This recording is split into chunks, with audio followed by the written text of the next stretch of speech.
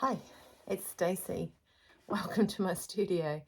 Today I'm doing the laying and cutting of the Mallard Coat for my sew along. I'm standing on a stool. I'm trying to figure out the best way to actually do this recording because I need you to see what I'm doing. And I'm the only hands here, and the hands have got to be on there. So I'm going to step down off here before I fall. My heels aren't that high. Those little square ones like that. Anyway, so I did a recording of this already, but I have now trimmed back the fabric, and you'll see when I explain it to you. Okay, so what I'm going to do is I'm going to hop down. No falling. No laughing was involved in this this making. Right, so the fabric I'm using is this. This is a duvet cover, a doona cover. Doona cover, guys. A duvet cover. Okay, and I've pulled it apart already, and I've trimmed down the, this isn't actually quilted, it's the print of the fabric, so there is no seams here, so nothing is crooked on this. The print should be normal, and it is backed, and it is wadded. It's got a little wadding in there, but I'm not using this as the lining, so there is extra lining. So that was what the duvet cover was going to be, so that is now what the sew along Mallard's going to be. The dog is coming over. She is in the mood to get up, down, and groovy. Okay, so the first thing we do when we lay our fabric is we're going to make sure that it is square on. Okay, so we want it so there's no buckles. I'm just going to go a bit longer so you can see when we you look at the fold, because the fold, when it gets to the fold, it should not buckle down the bottom. Okay, if it buckles down the bottom, which it's not doing. So if it buckles down the bottom, it means that it's not sitting on grain. And we need it to sit on grain, don't we? Okay. Mabel doesn't like it when I talk. So, because she's so used to me talking at her. I'm just going to let her into the house. Victoria's home today. They've got a day off school. Right. Go on then, you princess. Okay, so as I was saying, until I was rudely interrupted by the Mabelist, is you're going to make sure it's straight. Okay, so normally you're putting selvage to selvage, and when you do that, that should fall in on the grain properly, because your most straight grain lined line is your selvage. Okay, now, and I've got to try and remember what I said in the first one I did that I'm deleting. So when I do find that I've got it to the point where there is no buckles on it, that can't be right, eraldite. Oh, there's a lot of fabric in this, and because it's like double lined. So I thought I made it marry up properly.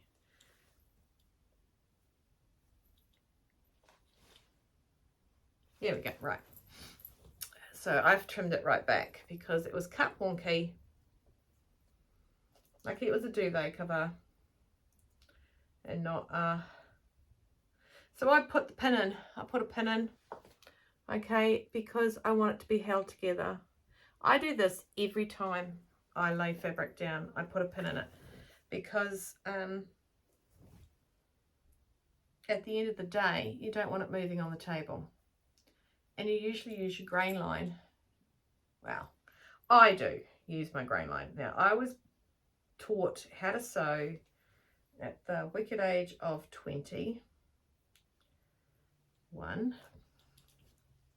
So I've been sewing now for 3 years.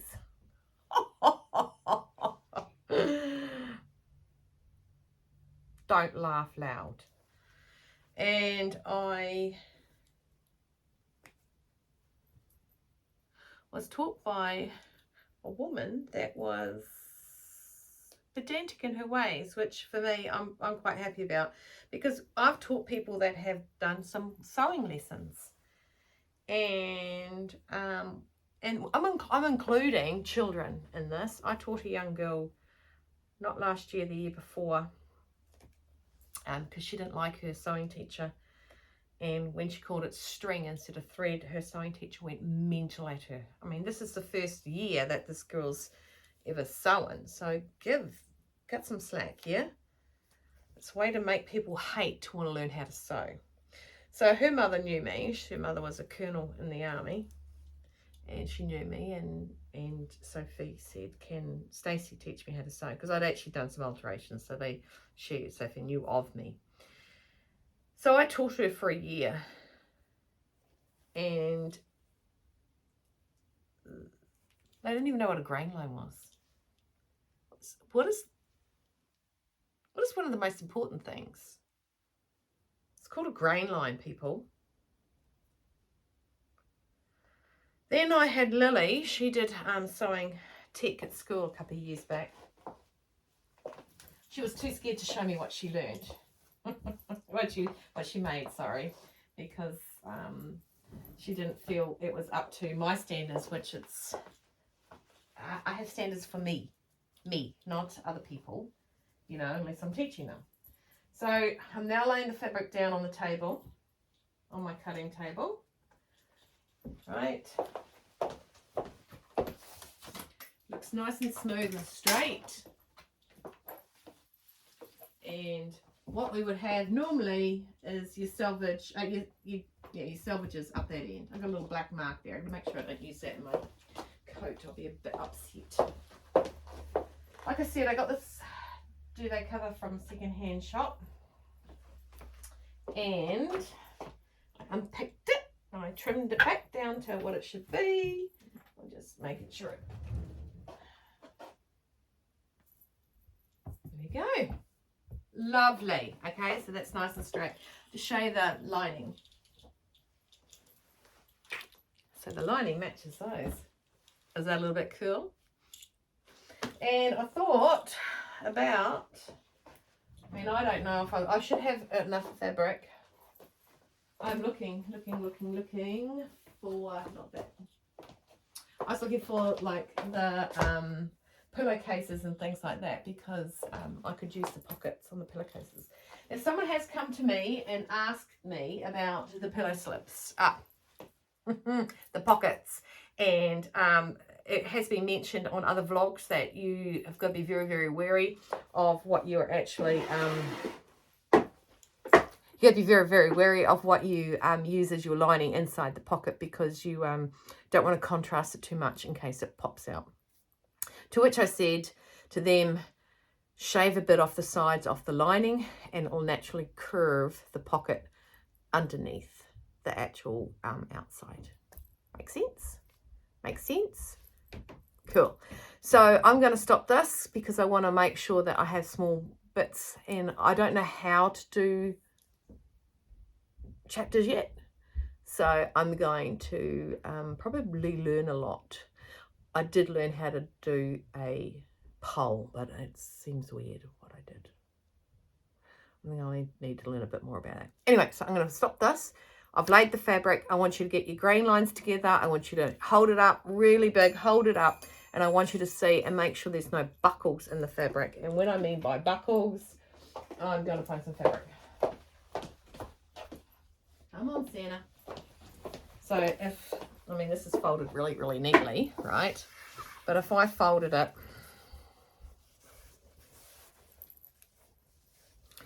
grain line to grain line and held it out, is it too pat? No, you can see that crease. You can see that, eh? It's buckled. And look at the buckle here. So I always look on the inside, obviously, because that's the side held to me. But there's a buckle, so that's not straight. So that's what I'm talking about, is that I need you to hold it lovely and tweet like a toiga, grain line to grain line. Hold it up. That's not straight. That's straight. And now look at the edge of that. Yes, I'm right by that thing that Chris bumps into. It's nice and straight. Falls nice and straight. So that's what I want you to do. I want you to go and lay your fabric down. Okay? I'll see you soon. Hey, it's Stacey again. I have laid the fabric down and I have just gently placed the pattern pieces on the fabric. okay? I like to get the most out of my fabric. I don't know what else I'd make with this after I've made the coat, but it was going to be for a coat. So coat it is. The Mallard, no less, from the Sewing Revival. Just saying. So I have laid it down and the pattern doesn't match over the other side. I'll show you what I mean. So I got the green and the mustard paisley over the back. I got that with that, okay? So because it's like Joseph's Technicolored coat, I'm not going to get too strung up about it. Have it all running down. Now what I do have is I have off grain, or not off grain, but I have the grain line running the wrong way on the collars. I don't think I want a stripy collar. I think I want to run one colour down the collar. Run one colour down the collar. So I have done that. Now this is where I get technical. I'm just going to move the carpet and I'm going to wheel this little beast over to you.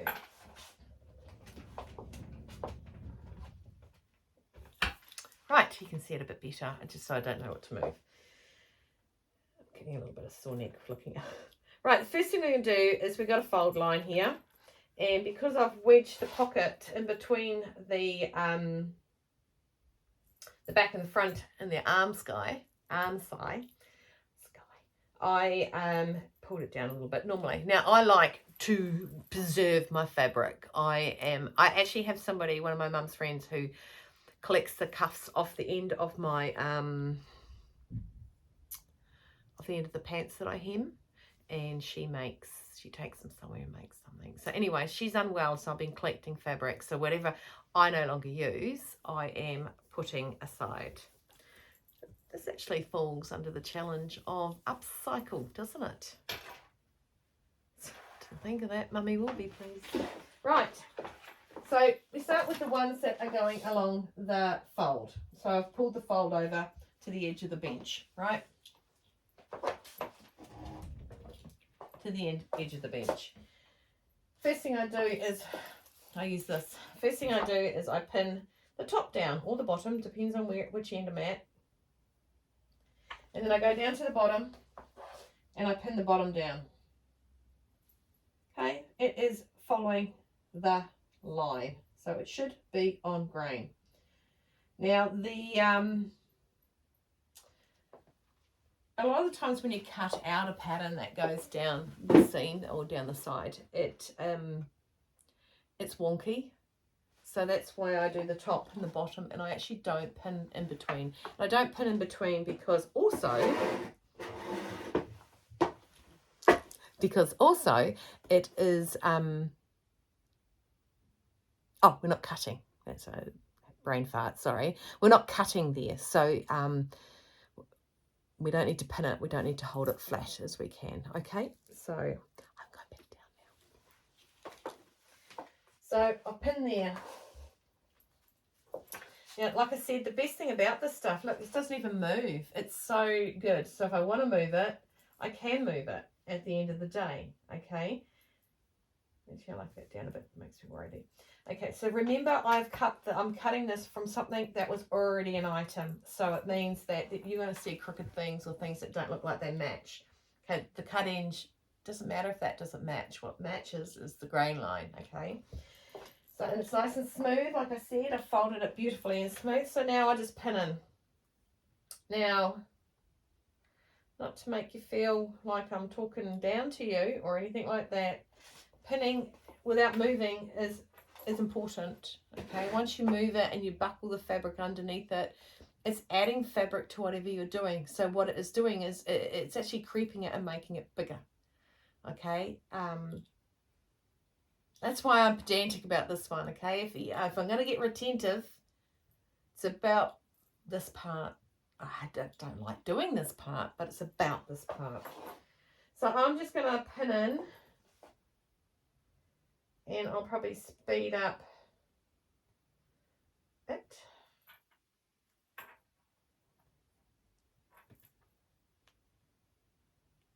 Don't do what I just did. Okay, so when I pin, and I pin along the cutting line, I push down and I push up. Okay, I have my finger there, so the movement is minimal. Have a look again. Down, up.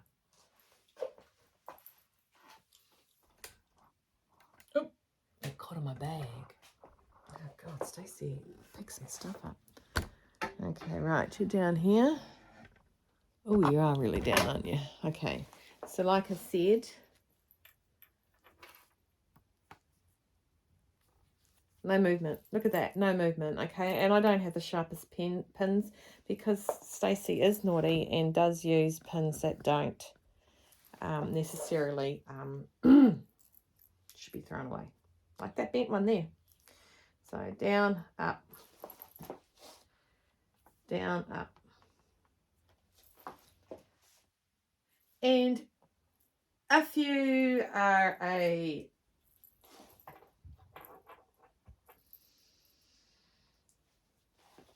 rotary cutter, wasn't yesterday something different with my hand movement like that? Then obviously you won't use as many pins. The idea is to get as close to the pattern as you can. You'll see that when I cut this pattern out, because I traced it out and cut it out, you'll see that lines there. I usually go, when I cut out, I actually cut that little bit off, okay? So I'm going to keep doing that, and I will get back to, oh, no, we're up to the next part. This is important. This is when the grain line becomes important. All right, I'll flick you around to there. I don't know what I'm doing. Sorry, guys. I should have Mr. Christopher in here when I do this, shouldn't I?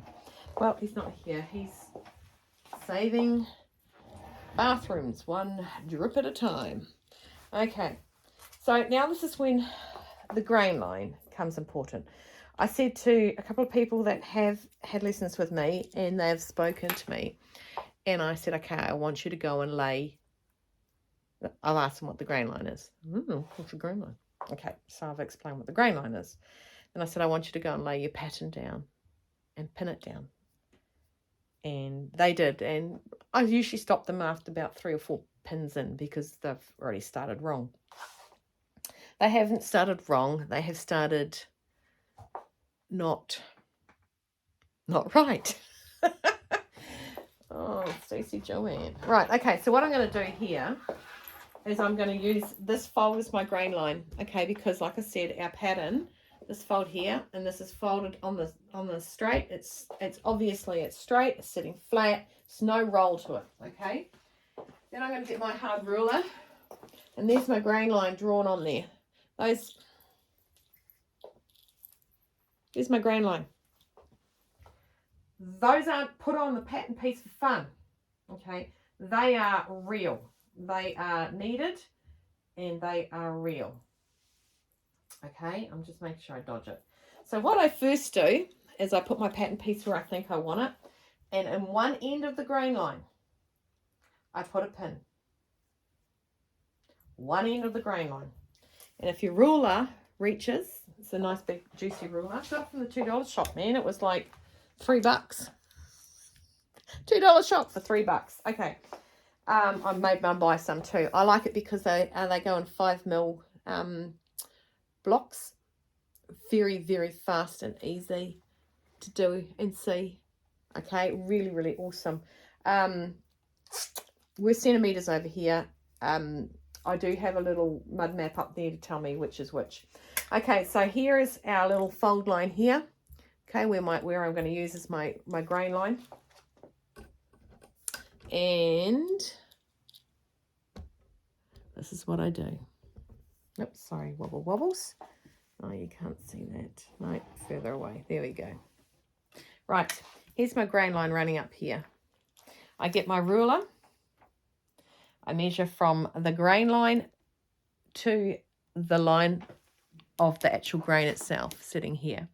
So it's currently at 32.2 centimetres. Right. I then put my finger, because I'll forget by the time I get it up here, and put that on to, I'm just going to remove that pin because I really want it to sit flat. 32, I put it on the grain line at 32.2, and then I see the grain line here, and I just lift up the pattern piece and move it to 0. Okay, and I move it to 0, and then the next thing I do is I stick a pin in that grain line, down, finger there, I've got an unsharp one, sorry, finger there, push it, hardly moves, nothing moves, grain line. Now, I had to do that. We had to do that. We were taught that everything that had a grain line in it had to have 2 pins in it. With 2 pins, it showed that we measured our grain line to grain line. Okay, so there to there, to there to there. That sits on the grain. Does that make sense? Right, so if I go over to Mr. Big One over here, okay, so here's my grain line running down my jacket front. Okay, this is the front, so we need to have it, and it's in 2 pieces, and so it can't go on the fold, so I'll pin that into the grain line. Whew, I need to go and get a tape measure. Was not prepared for this grain line, because that's how I am. I'm going to poke you back up there, and I'm going to spin you a little bit. You spin me right round, baby, right round, like a ripple, baby, right round. Okay, I'll stop singing now. Right. Okay, again, I've got my tape measure. There's my grain line, my selvage I'm using as a selvage. Remember, I'm using the fold line as a selvage because I want it to be a good, proper selvage line. So it comes spot on at 59 centimeters. Okay, spot on at 59, or 23 and 3/8. I don't know, I think so. Okay, so I go down to here and I have it on 59. I put the 59 on there, and I just move that, and I move the pattern piece to marry up with the 0. Okay, and I hold it just there. No, you can't even see me. Hang on a sec, spin you more.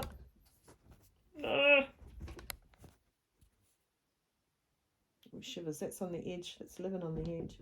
Living on the edge. Okay, normally I have music playing, sorry, in the background. So I'm on 59 there. I come across to the grain line here. It's about 2 mil out. So, yeah, about 2 mil out. So I pick up the base of the pattern and I just slowly slide it. Now it's at 59. I get my pin out and I boom chakalaka, chuck the pin in there. That is now sitting on grain line, okay? So that's sitting on grain line, that's sitting on grain line. I'm going to unplug you because I've got a low battery. It didn't charge last night, naughty little thing. So come over there. Okay, so you can see, you can hardly see it. It's such a dizzy pattern. There's a grain line running all the way up there. And then that grain line's running all the way down there. Okay, so that's how we do it. What I'm going to do now is I'm going to lay the rest of I'm going to stop looking at myself. I'm going to look at the camera. I'm going to lay the rest of it. I'm going to give you a little heads up on where I've put pieces. But don't forget, this is an extra wide bit of fabric due to the fact that it comes from a commercially made duvet. And so the fabric that they've purchased to make these is in one piece, and it is, I think it's a double or a queen size duvet, and that's wider than the average bear, right? So down the front there I have this, I have the front. Like I said, I'm quite keen. Now I'm going to do both collars because I want you guys to see how to do both collars. Right, so you got your collar there, your collar there. Now I stick this on the table when I have fabric going over the edge because I don't want it pulling, okay, and because that's heavy, hanging off the edge. And then I've got my sleeve, which again has a grain line, and then I've got my grain line for my pocket top. Okay, those are the pattern pieces that are to be done with the shell. Okay, so these are the mainline fabric pieces. So I want you to go off and lay it, unless you're just watching me. Yay. Oh, and I've got quite a bit of fabric left, to be fair. Might make myself a pair of shorts for summer, eh? No, I won't, don't worry. Don't stress about that. Okay, so I got that much sort of left hanging over. But that's how I do it. Okay, so I would like you, if you've got any questions on that, don't hesitate to ask me, because yeah, it's you're down there. What are you doing down there? It's how I do it. Okay. As far as I know, it's how it should be done, because that's what the teacher told me, and we're in trouble if we didn't. Okay, I'm gonna go. I've got to pin this out, man, because the next thing is the cutting. Okay, see ya.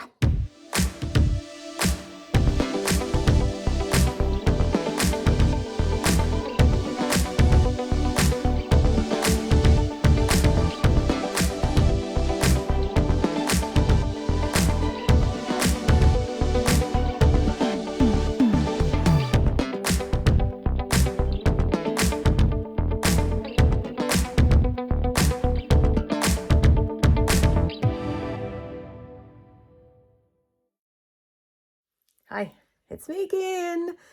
Well, you just see me speedily put pins into fabric. Okay, so it's looking really good. It's laid out nicely. So I'm going to cut it out. And I have mentioned before that I have a technique of cutting. It's something people hate doing, is cutting stuff out. They always think it's really messy. I jagger it up. All sorts of things. Now, I'm a left-hander and I use right-handed scissors. Nobody said I was normal. Wasn't in the description. So I'm going to put you down here for a second. And I'm going to go get my scissors, because that would be super helpful.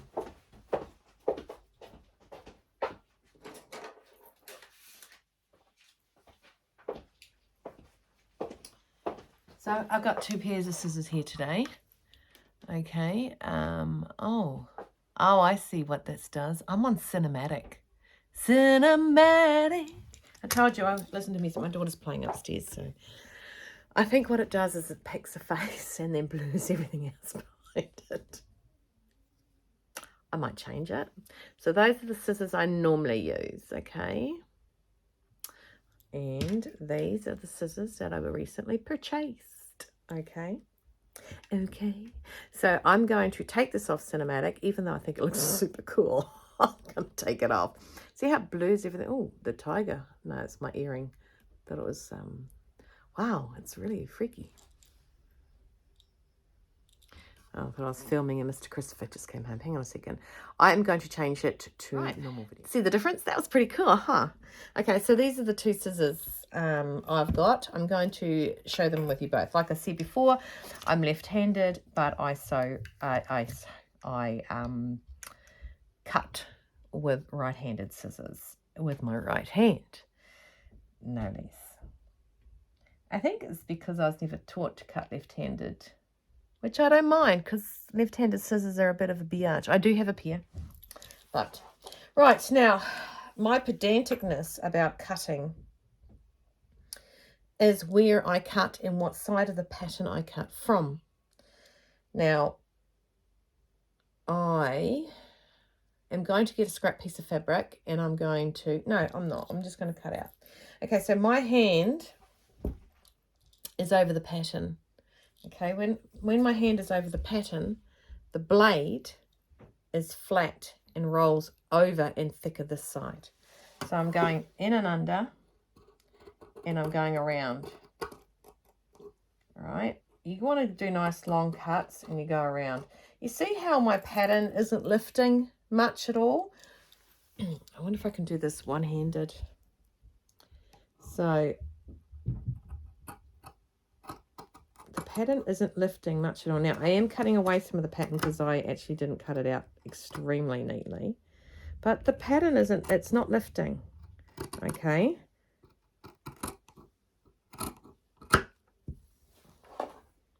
Now watch it lift when I go to the wrong side, the other side with my hand not on the pattern.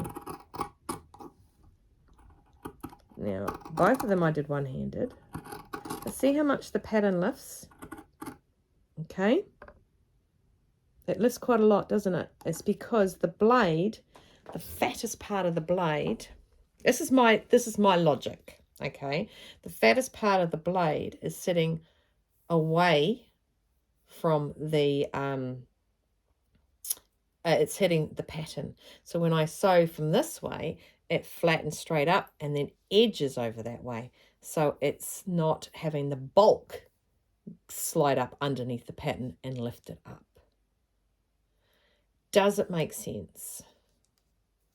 So I always cut my patterns, especially when I can reach, and every now and then you'll see me do a naughty, and I flip to the other side. It's not naughty. It's just a lot of people don't like cutting. They'll rotary cut out. They think they look messy.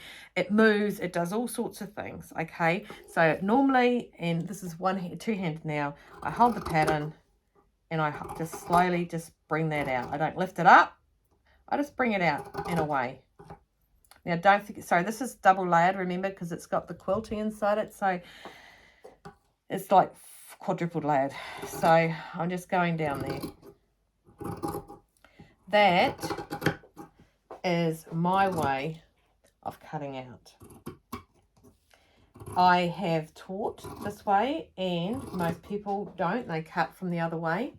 And it does take people a little bit of tongue sticking out of their mouth, a little bit of time to concentrate and think about it.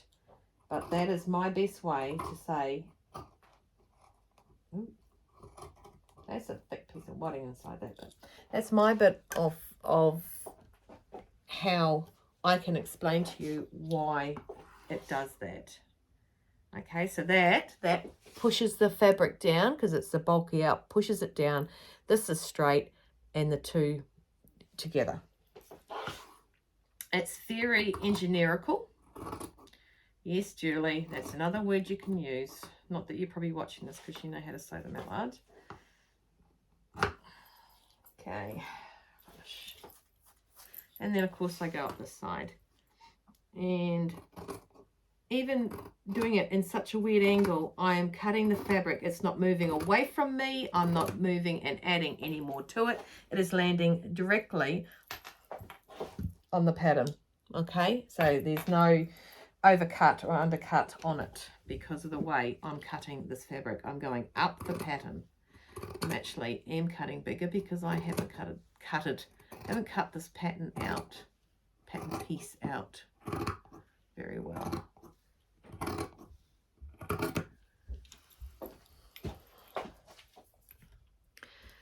So that is my tough love about how to cut out this. Oh, I'll try these scissors. These has got some smaller blades. This has got a smaller blade. Okay, but again, you're not lifting the fabric, it's sliding in under there. And I still do it on that side. Well, they sound so much different, don't they? And I go right up to the wedge of where I last cut, right up to the wedge of where I last cut. Oh, that looks a bit, oh, you can't see it. I won't show you then. That looks a bit wonky, to be fair. Let me just, that's a bit hoo-ha.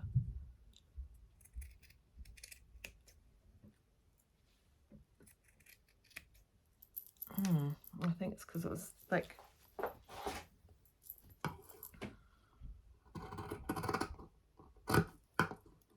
Right, so I'm now going to cut the rest of it out, okay, and I'll fast forward through that. Well, not fast forward, I'll speed that demon up. I'm going to pull my fabric back to me because that was the big piece that was making me drape it back over that side. And each piece I'm just going to, the other thing I like to do, sorry, is when I cut it out, is find my notches and notch it. It saves you forgetting. When you go past it, you notch it. I was more concentrating on what I was trying to do for you guys to teal, chew.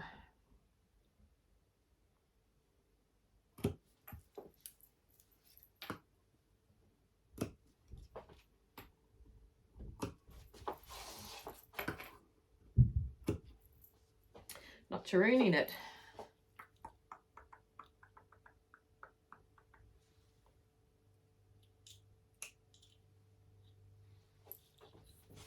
Beautiful.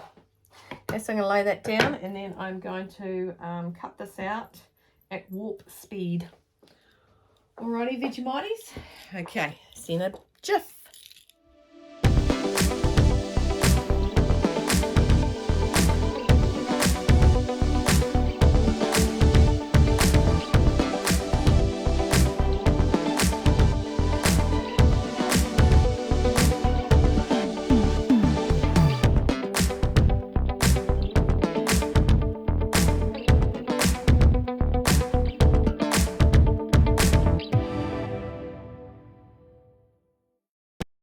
Right, so we have cut out all our stuff.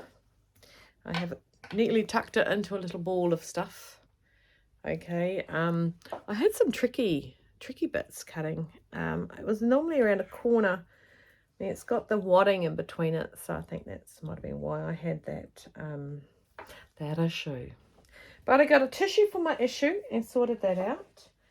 Now, the next step is, because when I sew, I like to not have to stop and cut out interfacing, cut out the lining, cut out something because I've forgotten it. So it really annoys me when I trace something and forget a notch and add it with the notches together and you go, oh, forgot the notch. So that's when I have to pull the paper out again. So I'm now going to lay the lining, and I want you to do the same. Lay your lining down, and I want you to go about it the same way I see it. It's exactly the same. I want you to put your selvages together. I want to make you to make sure that there is no bubbling going on in between the layers, and then I want you to make sure that you cut it out properly. Don't forget, if you can remember on the way, make sure that you cut your notches, you snip your notches. And the notches go inside the seam allowance.